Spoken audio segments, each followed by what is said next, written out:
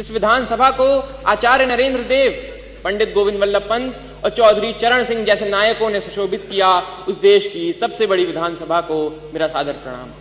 मेरा नाम अर्जुन है, कक्षा 12वीं का छात्र हूँ। संविधान के 75 वर्षों की यात्रा पर बोलने हेतु तीर्थों के तीर्थराज प्रयाग से आपके समक्ष उपस्थित हूँ।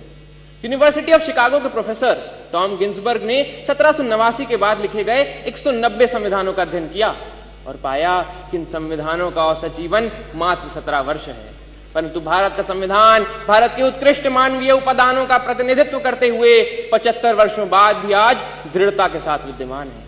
यह इसलिए भी क्योंकि भारत का संविधान मात्र 2 वर्ष 11 महीनों के विमर्श से तैयार हुआ एक दस्तावेज नहीं, अपितु 200 वर्षों की सतत साधना से परिणित नवनीत है। यह यात्रा एक राष्ट्र के रूप में हमारी आत्मा का, हमारी सामूहिकता का उत्सव है। प्रसिद्ध जर्मन दार्शनिक इमैनुअल कांट ने अपनी पुस्तक क्रिटिक ऑफ प्रैक्टिकल रीजन में लिखा था कि constitution to be just must achieve the highest level of possible freedom for human individuals. Kant की इसी वैचारिकता को अपनी समस्त समग्रता में समेटने का काम संविधान ने किया और एक समावेशी लोकतंत्र संजोया। भारत का संविधान सिर्फ इसलिए बड़ा नहीं है क्योंकि इसमें 1.5 लाख शब्द हैं, अपितु इसलिए भी क्योंकि इसके पृष्ठों से महात्मा गांधी के हिंद स्वराज, भगत सिंह के क्रांति, अंबेडकर के सामाजिक न्याय और नेताजी बोस के संप्रभु और सशक्त भारत की आकांक्षाएं भी परिलक्षित होती हैं। संविधान की यात्रा सरल नहीं रही है। अगर इसने 24 अप्रैल 1973 को केशवानंद भारती निर्णय के रूप में रक्षा का प्रयास देखा तो 1975 में आपातकाल के रूप में प्रहार भी देखा। संविधान हमारा वह दर्पण है जिसमें हम अपने अतीत को देखते हैं, वर्तमान को समझते हैं और भविष्य को गढ़ते हैं।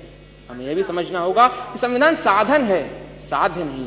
हाँ, वो हमें जमीन तैयार करके तो दे सकता है, परंतु उस पर फसल बोने का काम हमारे ही जिम्मे है।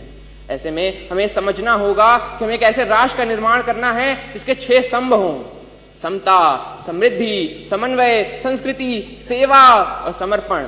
एक ऐसा भारत जहां हर व्यक्ति कह सके मैं भारत हूं और भारत मुझ में। जहां विश्व में तमाम जगह संवैधानिक मूल्यों के लिए, मताधिकार के लिए आंदोलन देखे गए, वहीं भारत में सहजता से प्राप्त मताधिकार एवं मौलिक अधिकारों ने शक्ति का संचार किया।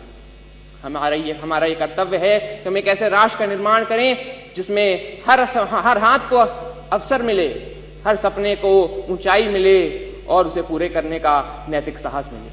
अंत में इतना ही कि हमने तहरीर की है कागजों पर सदियों की बातें, हमने तहरीर की है कागजों पर सदियों की बातें। संविधान यूं ही नहीं, हर लफ्ज में एक कौम की सांसें। धन्यवाद।